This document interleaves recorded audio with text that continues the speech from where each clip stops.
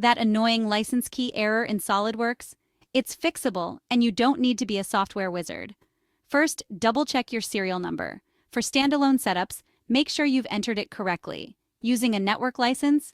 Remember, the server's serial number is different from your computer's. If you're still seeing the error, try modifying your installation. Head to Control Panel, Programs and Features, find SolidWorks, hit Change, and walk through the steps to review or re-enter your serial number.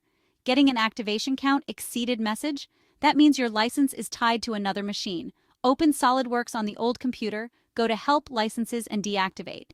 Now activate on the new machine. Network users, check your FlexNet folder under Program Data, rename it if needed, and try again. Still stuck?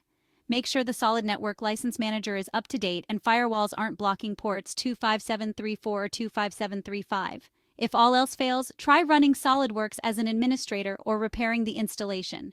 And if you're still stuck, reach out to SolidWorks support. They've got your back.